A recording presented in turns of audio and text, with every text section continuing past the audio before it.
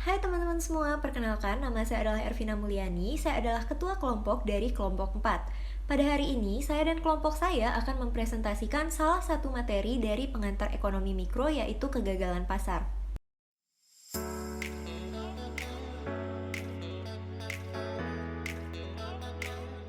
Kegagalan pasar atau yang biasa kita kenal sebagai market failure. Market adalah pasar dan failure adalah kegagalan. Sekarang yang menjadi sebuah pertanyaan, mengapa market failure itu bisa terjadi? Mengapa kegagalan pasar itu bisa terjadi? Jawabannya adalah karena adanya ketimpangan atau ketidakseimbangan di antara produsen sebagai penjual dan konsumen sebagai pembeli. Sehingga menyebabkan pasar ini tidak bisa berjalan sebagaimana mestinya, tidak bisa berjalan secara efisien. Menurut kalian apa saja sih yang dapat menyebabkan kegagalan pasar? Oke, kita bakalan ngebahas secara singkatnya ya di sini, karena yang secara detail akan dijelaskan oleh teman-teman saya nanti.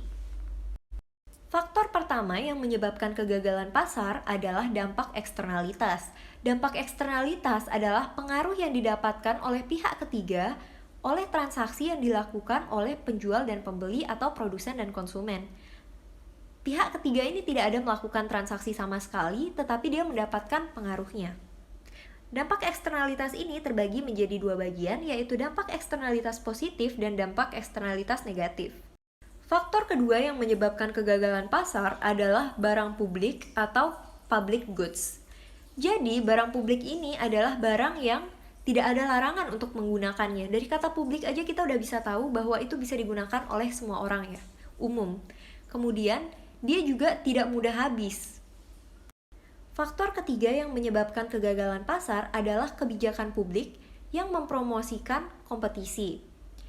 Nah, jadi di sini ada yang kita kenal sebagai kebijakan antitrust, di mana kebijakan antitrust ini mencoba untuk menghentikan monopoli perdagangan.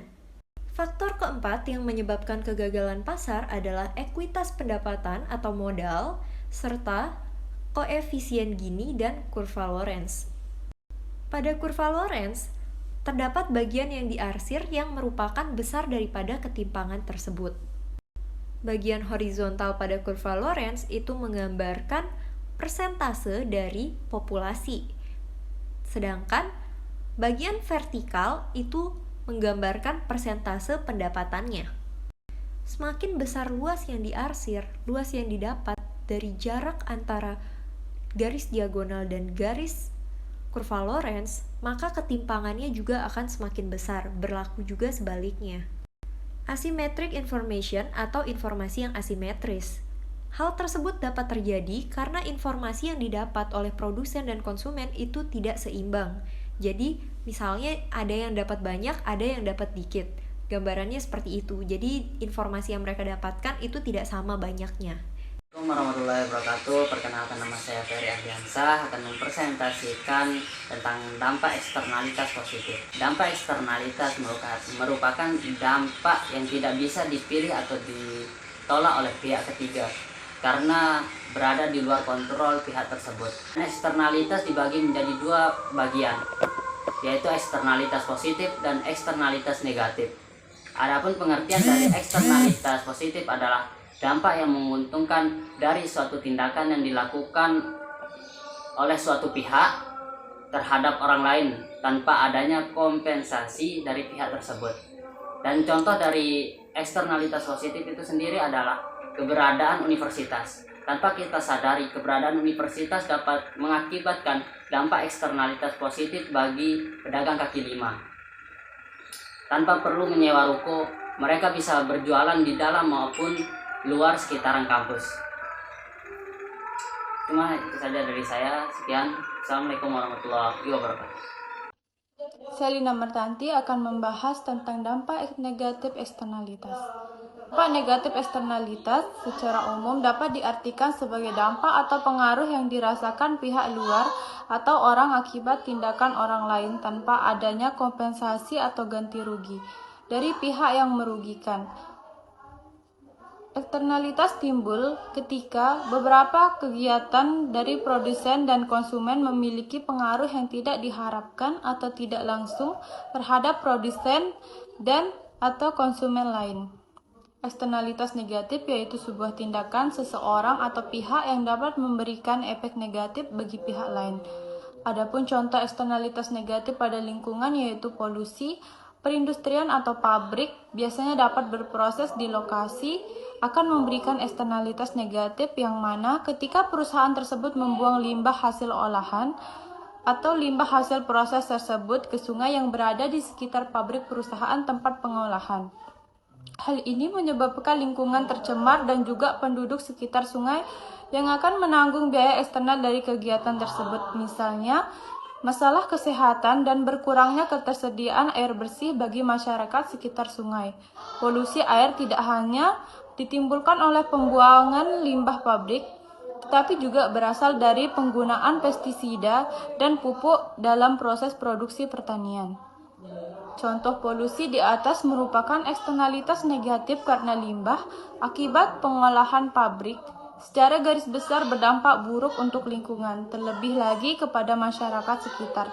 Namun, itu tidak berdampak kepada sang pengusaha atau kelompok pengelola industri tersebut. Oke teman-teman semua, karena tadi sudah dibahas oleh teman-teman saya mengenai eksternalitas positif dan eksternalitas negatif secara singkat, saya percaya teman-teman semua di sini sudah ada gambaran ya.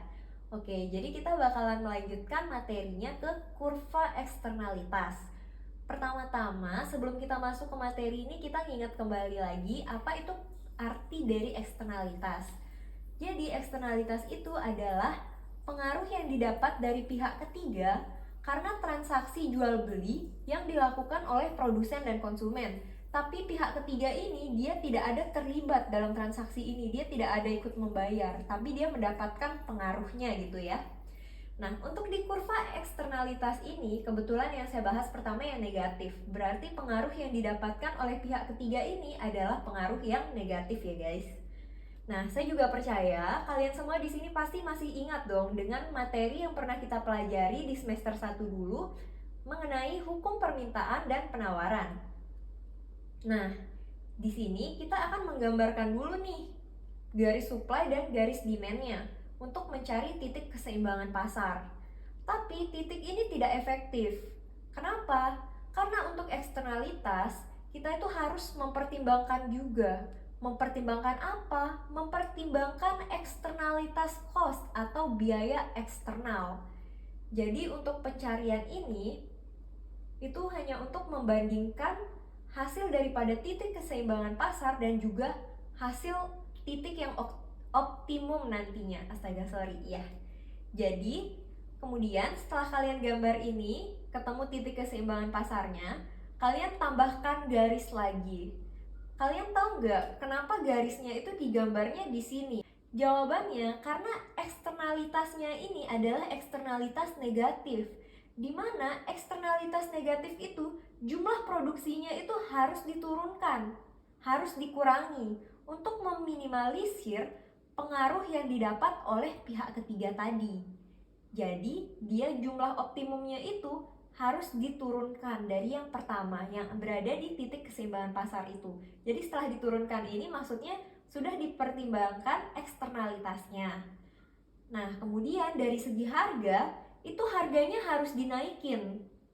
Kenapa harus dinaikin? Karena kalau dia makainya harga yang awal tanpa memikirkan eksternalitas cost-nya, dia nggak jadi kurva eksternalitas negatif dong. Nah, jadi untuk P-nya, untuk harga optimumnya, itu dia harus dinaikkan. Harus dinaikkan agar eksternalitas cost-nya itu juga include ke dalam grafik ini. Oke, jadi yang di sini supply itu sama dengan MPC atau marginal private cost. Apa sih private cost ini? Private cost ini adalah biaya yang pernah dipertimbangkan oleh penjual, oleh pihak penjual saat ingin memproduksi barang. Jadinya biaya yang dia pertimbangkan ini masalahnya ada di private. Dia cuma memikirkan biaya produksi ini secara pribadi, jadi tidak termasuk ke dalam external cost. Itulah kenapa titik yang ada di sini itu dia tidak efisien ya guys ya. Nah, titik yang di sini barulah titik yang efisien dan juga optimum, yang merupakan garis MSC, di mana MSC ini dapat dicari menggunakan MEC ditambah MPC. Optimum price itu menghitungkan eksternalitas ke dalam harga, berbeda dengan titik keseimbangan pasar yang tadi dilakukan jamak-jamak tanpa memikirkan eksternalitas cost. MSC ini sudah memikirkan eksternalitas cost-nya, di mana cara untuk mencari MSC tadi sudah saya baca sesuai yang ada di sini ya. Nah, ini untuk kepanjangannya, MEC itu adalah marginal externalities cost, kemudian MPC itu adalah marginal private cost, MSC itu adalah marginal social cost. Oke, mungkin yang eksternalitas negatif segitu saja penjelasan saya. Oh iya guys, kalian tahu nggak kenapa dia di sini pada pakai cost? Cost itu bahasa Indonesianya adalah biaya ya. Kenapa dia bisa pakai cost? Marginal social cost, marginal externalities cost, marginal private cost. Kenapa dia bisa pakai biaya? Jawabannya adalah karena kurva eksternalitasnya itu negatif. Jadi, pihak ketiga ini mendapatkan pengaruh negatif dan dia akan mendapatkan biaya dari sini.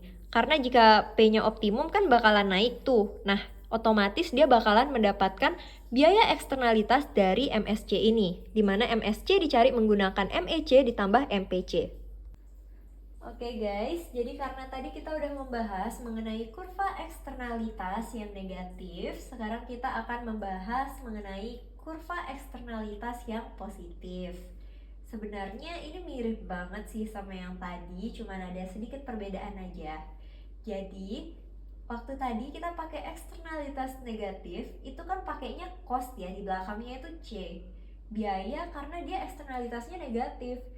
Sedangkan untuk sekarang yang kita bahas itu adalah eksternalitas positif, di mana pihak ketiga itu menerima keuntungan atau benefit dari transaksi jual beli yang dilakukan oleh produsen dan konsumen. Jadi dia pakainya B ya, B itu benefit. MPB itu adalah marginal private benefit, kemudian MSB adalah marginal social benefit, MEB adalah marginal externality benefit. Oke, sekarang kita mulai penjelasannya dari kurva sini ya. Tadi untuk yang kurva eksternalitas negatif, untuk titik optimumnya ini terletak di atas titik equilibrium. Tetapi untuk kurva eksternalitas positif, dia terletak di bawah titik equilibrium, atau bisa dibilang kalau yang tadi waktu eksternalitas negatif dia digeser ke sebelah kiri ya kurvanya. Digeser sebelah kiri, kemudian untuk yang bagian eksternalitas positif dia digeser ke sebelah kanan. Nah, seandainya awalnya kalian kan sudah menemukan titik keseimbangan pasar PE, QE ini di sebelah sini. Sekarang kita ingin mencari titik yang optimum, yang paling bagus untuk pengaruh eksternalitas positif. Ketemunya di bagian sini ya. Nah, kalau tadi di eksternalitas negatif itu harganya harus ditingkatkan dan kuantitasnya harus diturunkan. Karena memberikan efek yang negatif, jadi kuantitas barang yang diproduksi harus dikurangkan ya. Nah, perbedaannya kalau di eksternalitas positif itu kan dia memberikan manfaat yang positif, manfaat yang baik untuk pihak ketiga tersebut. Jadi, pada eksternalitas positif itu kuantitas barangnya optimum jika ditambahkan, jika dinaikkan, jika ditingkatkan. Nah, kalian bisa baca yang ada di sini. Pengaruh tersebut positif, memiliki impact yang baik. Impact itu pengaruh ya, sehingga produksinya harus ditingkatkan. Kemudian, untuk bagian P-nya itu harus diturunkan agar dia bisa menjadi optimal atau optimum. Mengapa harus diturunkan? Karena dia memiliki pengaruh atau benefit untuk masyarakat.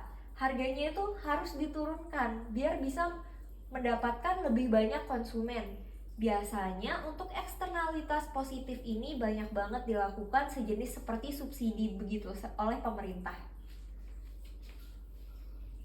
Halo teman-teman semua, di sini saya Ervina Mulyani akan menjelaskan teman-teman sekalian mengenai jenis-jenis barang. Sebenarnya pembahasan kita kali ini itu lebih mendalam ke bagian public goods atau barang publik ya. Tetapi sebelum itu, biar teman-teman tidak merasa bingung gitu, karena jenis-jenis barang yang banyak, saya akan menjelaskan secara umumnya, biar teman-teman semua sebelum masuk ke materi itu ada gambar. Oke teman-teman semua, sebelum kita masuk kepada pembahasan public goods, kita akan membahas dulu jenis-jenis barang ya, biar nggak kerasa bingung tuh dengan materi yang bersangkutan gitu kan. Nah, pertama-tama kalian bisa ngeliat kotak ini nih. Di kotak ini ada private goods, club goods, common resource, dan public goods yang merupakan jenis-jenis barang pada umumnya.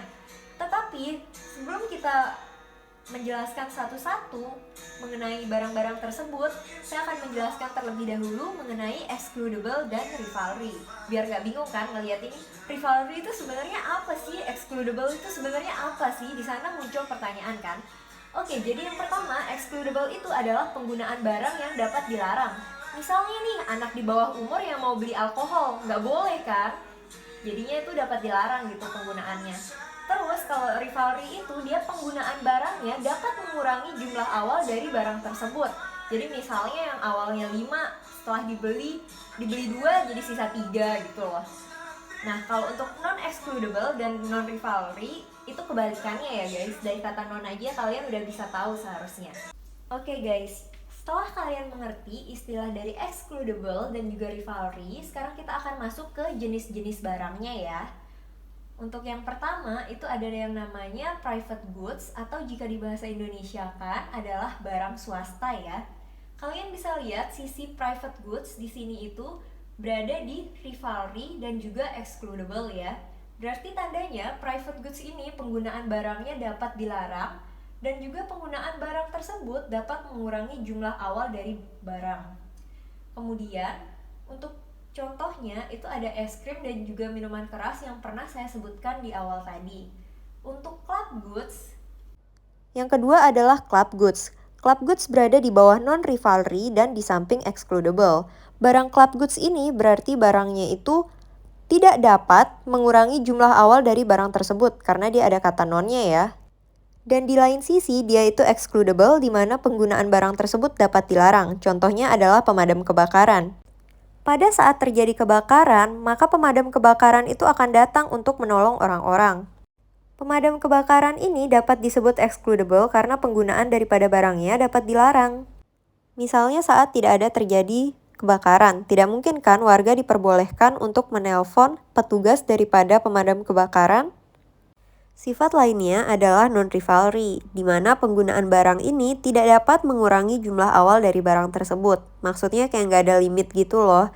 Jadi ada berapapun tempat yang terjadi kebakaran, pasti akan tetap dibantu oleh petugas pemadam kebakaran. Dia nggak ada limitnya dan tidak akan berkurang, semuanya pasti bakalan dibantu. Itulah mengapa club goods disebut bersifat non-rivalry. Kemudian ada yang namanya common resource atau sumber daya milik bersama. Ini aku singkat SD aja gara-gara papannya nggak cukup ya. Nah, untuk yang common resource kalian bisa lihat dia itu rivalry tapi dia non-excludable ya. Berarti artinya apa kak? Berarti dia itu penggunaan barangnya dapat mengurangi jumlah awal dari barang tersebut. Tetapi dia non-excludable, berarti barangnya itu nggak dapat dilarang. Contohnya ikan di laut.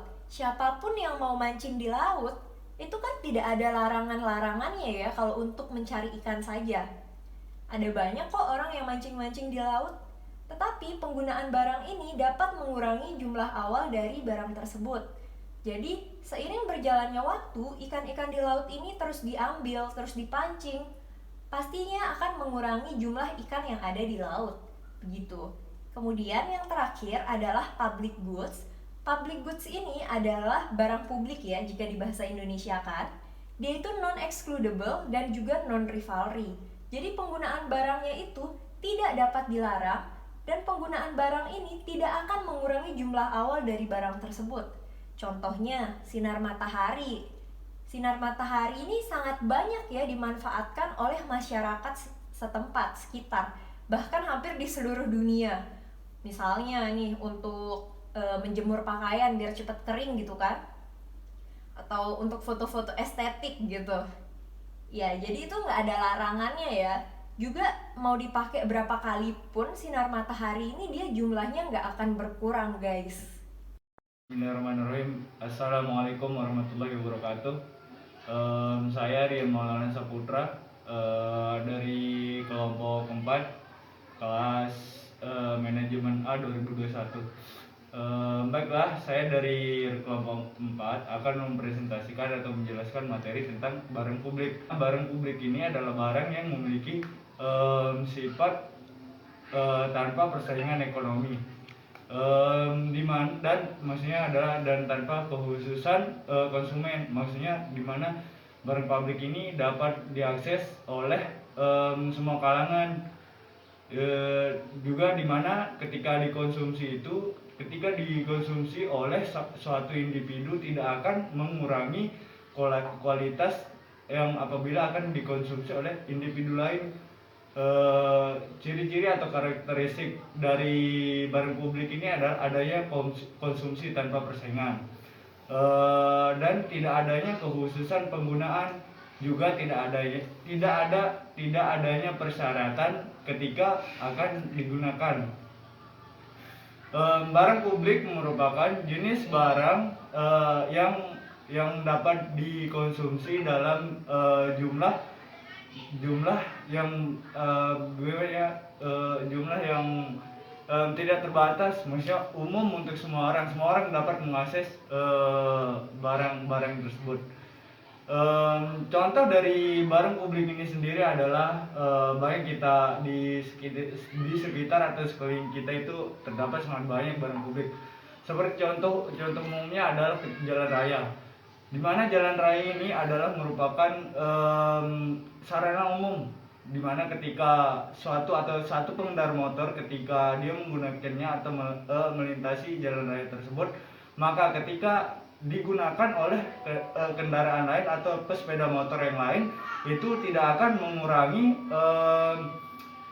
kualitas yang didapatkan oleh orang pertama yang mengonsumsinya tersebut, yang tadi menurut saya itu maksudnya yang lebih luas adalah ketika dia diakses oleh banyak orang, itu tidak akan mengurangi kualitas dari barang tersebut, dari jalan raya tersebut. Jadi sekian penjelasan mengenai barang publik. Saya Rian Maulana Saputra mengucapkan terima kasih banyak.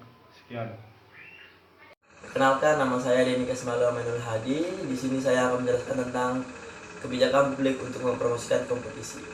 Itu maksudnya suatu kebijakan publik yang mendorong alokatif efisiensi sumber daya ekonomi melalui mekanisme pasar yang sehat. Apabila terjadi kompetisi atau persaingan di pasar, itu menunjukkan bahwa terjadinya kelebihan total supply. Menaiknya kompetisi juga memungkinkan bahwa pasar lebih mungkin untuk memiliki alokatif efisiensi untuk memproduksi barang seoptimal mungkin. Ibaratnya ya, pasar sehat itu ibaratnya motor GP. Motor GP ini pembalap satu dengan pembalap yang lain. Jika dia bersaing secara sehat atau berbalapan secara tidak saling menjatuhkan, dia tujuannya untuk mencapai finish, itu bakalan berjalan dengan lancar balapannya. Seperti itulah persaingan. Ketika kita bersaing secara sehat, maka pasar itu terbentuk akan lebih maju atau berkembang lebih pesat persaingannya. Itu persaingan sehat. Di kebijakan antitrust ini, di kebijakan publik ini ada juga namanya kebijakan antitrust. Kebijakan antitrust atau undang-undang persaingan itu maksudnya peraturan melawan kebiasaan dagang yang merendahkan atau dianggap tidak adil. Undang-undang antitrust bertujuan untuk menghentikan penyalahgunaan kekuatan pasar oleh perusahaan-perusahaan besar dan menciptakan monopoli. Di sini pemerintah membuat kebijakan antitrust bertujuan untuk membuat industri yang lebih kompetitif, yang lebih maju dan berkembang, seperti itu. Peran pemerintah dalam kebijakan antitrust. Pemerintah berperan sebagai wasit yang mengawasi pertandingan ekonomi. Pemerintah memastikan bahwa persaingan antara pemain dari permainan ekonomi adil. Ekonomi itu adil. Pemerintah juga menggunakan kebijakan antitrust sebagai alat untuk memastikan bahwa hak-hak konsumen terpenuhi dan produsen itu dilindungi dalam permainan. Mungkin sekian dari penjelasan saya. Terima kasih banyak. Baik, sebelumnya perkenalkan saya Dita Mariana dari kelompok 4 akan mempresentasikan tentang ekuitas pendapatan, kurva Lorenz, dan rasio Gini. Untuk yang pertama yaitu ekuitas pendapatan. Ekuitas pendapatan yaitu keuntungan yang diperoleh dari sumber daya yang dimiliki kemudian didistribusikan secara baik di antara anggota masyarakat. Contohnya adalah modal. Kemudian yang kedua yaitu kurva Lorenz. Kurva Lorenz yaitu kurva yang menggambarkan ketidakmerataan distribusi pendapatan suatu negara. Dalam kurva Lorenz terdapat dua sumbu di dalamnya. Yang pertama yaitu sumbu horizontal dan sumbu vertikal, di mana sumbu horizontal ini mengukur jumlah penduduk dalam persentase peningkatan populasi penduduk yang berkisar antara 0 sampai dengan 100%. Kemudian sumbu vertikal yaitu sumbu yang mengukur jumlah atau kumulatif pendapatan dari kalangan bawah sampai kalangan atas, dari yang miskin sampai yang terkaya, yang diukur menggunakan GDP atau Gross Domestic Product. GDP atau Gross Domestic Product yaitu nilai tambah yang dihasilkan oleh seluruh unit usaha dalam suatu negara, atau merupakan jumlah atau nilai dari barang dan jasa hasil akhir dalam seluruh unit perekonomian yang diukur menggunakan harga yang berlaku di setiap tahunnya. Adapun manfaat atau fungsi dari GDP ini sendiri, yang pertama yaitu sebagai pengukur laju pertumbuhan ekonomi nasional. Maksudnya itu adalah supaya kita tahu bahwa sejauh mana dan apa saja yang masih perlu ditingkatkan. Yang kedua yaitu sebagai pembanding kemajuan ekonomi antar negara. Maksudnya adalah supaya kita tahu bahwa negara mana aja yang memiliki perekonomian yang paling terkuat. Kemudian yang ketiga yaitu sebagai struktur perekonomian suatu negara. Artinya adalah supaya kita tahu bahwa sektor mana aja yang masih perlu perbaikan. Kemudian yang keempat yaitu sebagai landasan perumusan kebijakan pemerintah atau indikator dari kesejahteraan suatu negara. Maksudnya ketika angka GDP ini tinggi, maka sama artinya dengan angka produksinya juga tinggi, sehingga menyebabkan daya beli masyarakat juga akan ikut tinggi. Oke, sorry guys, karena aku nggak sempat videoin, jadi aku langsung lewat foto aja ya ngejelasinnya untuk yang bagian kurva Lorenz ini. KL atau kurva Lorenz aku singkat karena nggak cukup ya di papannya, jadi buat hemat tempat aja. Itu merupakan hubungan kuantitatif antara persentase sigma penduduk dan persentase sigma pendapatan yang benar-benar diperoleh selama kurun waktu tertentu. Sigma itu jumlah ya guys. Nah, sekarang kalian bisa lihat kurvanya yang berada di sebelah kiri. Untuk yang bagian horizontal itu merupakan persentase jumlah penduduknya. Sedangkan yang bagian vertikal itu merupakan persentase dari jumlah pendapatannya. Kalian bisa lihat di sana aku ada tulisin angka O. Nah, dari O ke Y itu disebut sebagai garis diagonal ya guys, garis yang memotong. Nah, di sana aku ada menggambarkan 3 garis, yaitu garis A, garis B, dan garis C yang merupakan garis dari kurva Lorenz. Kita mulai dari garis C ya. Kurva Lorenz C dia berhimpit dengan diagonal pemerataannya, sehingga dapat dikatakan dia merata sempurna. Karena dari garis diagonal ke garis C itu tidak ada jarak. Ketimpangannya adalah 0. Kemudian untuk garis kurva Lorenz yang B, dia memiliki ketimpangan yang paling tinggi. Karena jaraknya dari garis diagonal ke garis kurva Lorenz B itu paling besar ya, jadi dia ketimpangannya paling tinggi. Posisi B ini sangat tidak menguntungkan karena dia memiliki tingkat pemerataan yang paling rendah atau distribusi pendapatan yang paling rendah. Untuk garis kurva Lorenz A, dia terletak di tengah-tengah garis kurva Lorenz B dan garis kurva Lorenz C.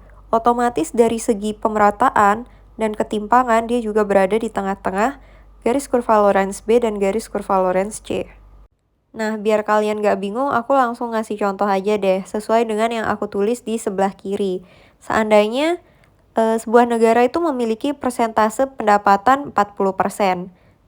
Kemudian, untuk persentase penduduknya itu ada yang 40%, 75%, dan 90% sesuai dengan yang ada di sumbu horizontal itu ya. Nah, seandainya di dalam suatu pulau itu total dari jumlah penduduknya adalah 10.000.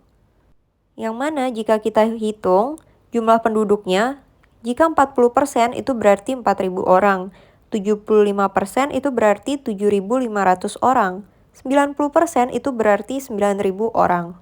Nah, di sini aja logika kita bisa main nih. Kalau 500 juta itu dihasilkan oleh 4.000 orang, otomatis berarti sumber dayanya itu berkualitas kan? Karena sumber daya manusia yang dimiliki berkualitas, itulah sebabnya dia bisa memiliki distribusi pemerataan yang paling tinggi dan juga merata secara sempurna. Pendapatannya juga otomatis lebih tinggi dibandingkan dengan 7.500 orang atau 9.000 orang yang menghasilkan 500 juta itu. Itu kalau dari segi logika. Sekarang aku bakalan ngejelasin berdasarkan kurva Lorenz-nya ya. Oke, jadi yang 4.000 orang atau 40% itu diwakilkan oleh garis kurva Lorenz C. Yang dimana garis kurva Lorenz C ini dia berhimpit dengan diagonal pemerataannya. Jadi dia itu dapat dikatakan merata sempurna ya, karena tidak ada jarak di antara garis kurva Lorenz ke garis diagonal. Dapat dikatakan posisi paling menguntungkan karena dengan jumlah penduduk yang sedikit itu bisa menghasilkan pendapatan yang besar. Nah, untuk garis kurva Lorenz A dan B, otomatis jika dibandingkan dengan garis kurva Lorenz C itu kurang menguntungkan ya. Karena adanya ketimpangan yang tinggi di antara garis diagonal dengan garis kurva Lorenz A dan garis kurva Lorenz B. Kesimpulannya adalah semakin jauh jarak garis diagonal dengan garis kurva Lorenz, pemerataannya akan semakin buruk atau distribusi pendapatannya rendah ya. Kemudian ketimpangannya juga akan tinggi. Contohnya nih, kalian bisa lihat sesuai kurva yang ada di papan. Seandainya garis kurva Lorenz berimpit dengan garis OX dan bersambung dengan garis OY, maka pemerataan pendapatannya itu adalah pemerataan yang paling rendah. Rasio Gini yaitu metode ukuran ketidakmerataan atau ketimpangan agregat secara keseluruhan, yakni nasional maupun global, yang apabila angka Gini rasionya mencapai atau berkisar 0, maka dapat disimpulkan bahwa pendapatan merata secara sempurna. Artinya yaitu setiap orang menerima pendapatannya sama antara satu dengan yang lainnya. Sedangkan apabila Gini rasionya mencapai 1 atau berkisar 1, maka dapat diartikan bahwa pendapatan timpang sempurna. Artinya pendapatan itu hanya diterima oleh satu orang saja atau sekelompok saja. Koefisien Gini atau indeks Gini. Jika tadi kita sudah belajar mengenai daerah-daerah yang timpang atau yang diarsir pada kurva Lorenz, sekarang kita akan belajar mengenai koefisien atau indeks Gini yang merupakan penghitungan daripada daerah yang timpang tadi. Jadi anggapannya tadi itu cuma belajar teorinya, sekarang kita belajar untuk cara ngitungnya. Koefisien atau indeks Gini ini memiliki rentan nilai 0 sampai 1. Tidak mungkin kurang dari 0 dan tidak mungkin lebih dari 1. Jika nilai daripada koefisien Gini itu mendekati 0, berarti tandanya daerahnya semakin merata. Sebaliknya, semakin mendekati 1, maka daerahnya semakin timpang. Koefisien Gini dihitung menggunakan rumus luas bidang kurva Lorenz dibagikan luas segitiga OXY. Nah, sekarang kita akan membahas yang ada pada kurva di samping ya. Untuk indeks dari negara B itu kita kurang lebihin aja 0,4 dikarenakan jumlah daripada distribusi pendapatannya di sini nggak ada dituliskan secara lengkap ya. Tetapi yang pasti untuk indeks negara B itu hasilnya pasti 0,an. Karena dari garis diagonal ke garis kurva Lorenz B itu masih ada jaraknya, jadi dia nggak mungkin sama dengan 0. Luas bidang kurva Lorenz-nya pada indeks Gini negara B ini juga bukan merupakan luas segitiga OXY. Jadi dia hasilnya juga nggak mungkin 1. Jadi dia pasti rentannya sekitar 0 komaan. Nah, untuk indeks Gini negara H, kurva Lorentz-nya ini berimpit dengan diagonal, sehingga jaraknya itu sudah pasti adalah 0. Luas bidang kurva Lorentz-nya itu sama dengan 0. Sekalipun kita tidak mencari luas daripada segitiga OXY, kita sudah tahu hasil akhirnya sama dengan 0. Karena 0 dibagi berapapun, hasilnya pasti akan tetap sama dengan 0. Nah, yang terakhir saya akan menjelaskan mengenai indeks Gini negara, di mana kurva Lorentz ini berimpit dengan garis OXY. Karena dia berimpit dengan OXY, berarti luas bidang kurva Lorentz itu sama dengan luas segitiga OXY. Otomatis jika dibagikan hasilnya adalah sama dengan 1. Sesuai dengan hasil-hasil yang kita dapatkan di sini, terbukti bahwa koefisien atau indeks Gini ini bernilai 0 sampai 1. Tidak mungkin kurang dari 0 dan tidak mungkin lebih dari 1. Adapun faktor-faktor yang menyebabkan ketimpangan pendapatan. Yang pertama yaitu kemampuan. Maksudnya adalah kemampuan alami ini tidak merata. Artinya kita tahu bahwa kemampuan seseorang itu berbeda-beda antara satu dengan yang lainnya, sehingga ini juga berpengaruh terhadap tingkat pendapatan yang diterima. Kemudian yang kedua yaitu modal manusia, di mana individu menambah kualitas dan kemampuannya itu dengan pendidikan dan pelatihan, sehingga pendapatan yang diterima juga akan ikut meningkat. Kemudian yang ketiga yaitu diskriminasi. Yang keempat yaitu preferensi, yang dimana di sini lebih memaksimalkan utilitas, yakni banyaknya waktu luang dan sedikitnya tenaga kerja. Kemudian yang kelima yaitu kekuatan market. Kita tahu bahwa pasar monopoli dan monopoli ini sangat-sangat merugikan bagi produsen dan pekerja. Kemudian yang keenam atau yang terakhir yaitu keberuntungan dan koneksi. Semisalnya kita tahu bahwa beberapa orang atau sebagian orang terlahir dalam keadaan cukup atau keadaan yang sudah mampu, artinya dia lahir dari keluarga yang kaya. Kemudian dalam suatu waktu atau beberapa waktu dia tersandung akan koneksi yang kurang tepat. Oke guys, jadi selain yang disebut oleh teman-teman saya tadi, masih ada loh faktor yang mempengaruhi kegagalan pasar. Ialah asymmetric information atau informasi yang tidak asimetris. Jadi, kondisi ini dapat terjadi ketika salah satu dari produsen ataupun konsumen itu memiliki informasi yang sangat detail mengenai dirinya atau produk yang dijual. Tetapi pihak lainnya itu tidak memiliki informasi yang detail, bisa dibilang limit atau bahkan tidak memiliki informasi apapun. Jadi bisa kalian lihat dia itu timpang ya, dia tidak sejajar, tidak seimbang. Nah, contohnya nih ya, dari asymmetric information, misalnya pasar asuransi. Kita tahu jelas kondisi kita sehingga kita mau melakukan asuransi. Tetapi dari pihak lain itu tidak mengetahui apapun tentang kondisi kita. Mungkin yang ini masih agak sulit dimengerti ya, kita ganti aja. Misalnya pasar barang second. Seandainya nih, ada orang yang menjual barang-barang bekas kan, barang second, barang bekas gitu. Nah, penjual ini pastinya mengetahui informasinya sangat mendetail mengenai produk yang dijual, mengenai kelebihan dan kekurangan daripada produk yang dia jual. Tetapi dari pihak konsumen atau pembelinya itu memiliki informasi yang sangat limit, yang sangat terbatas mengenai produk yang dia jual, atau bahkan dia tidak mengetahui sama sekali apa aja kekurangan dari produk itu. Nah, mungkin kurang lebihnya seperti itu contoh daripada asymmetric information. Ketimpangan antara produsen dan konsumen inilah yang menyebabkan terjadinya kegagalan pasar, karena yang satu mengetahui informasi dengan sangat mendetail, sangat banyak, tetapi yang satu lagi memiliki informasi yang sangat terbatas, bahkan bisa juga tidak memiliki informasi sama sekali. Jadi bisa dilihat dia tuh sangat tidak seimbang ya. Ketidakseimbangan ini, ketimpangan inilah yang menyebabkan pasar bisa menjadi gagal. Oke guys, karena dari tadi kita sudah membahas secara sangat mendetail mengenai pengertian dari kegagalan pasar, kemudian kenapa kegagalan pasar itu bisa terjadi. Sekarang saya akan membahas juga mengenai solusi.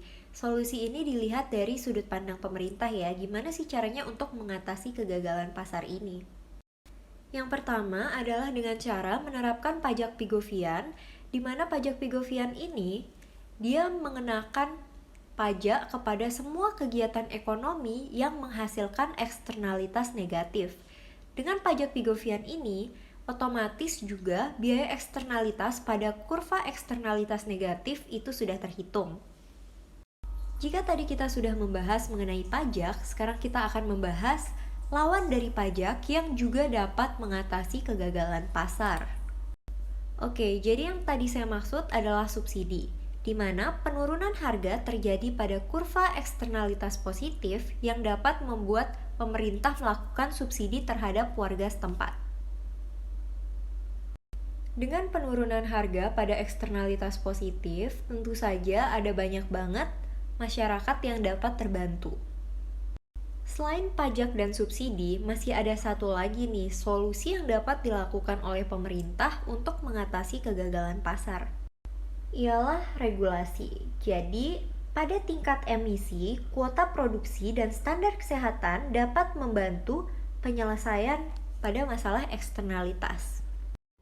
Oke, mungkin segitu saja presentasi dari kelompok kami. Kurang lebihnya kami mohon maaf. Terima kasih untuk dosen pengampu kami, Pak Firman, dan juga teman-teman semua yang udah menonton presentasi ini. Terima kasih.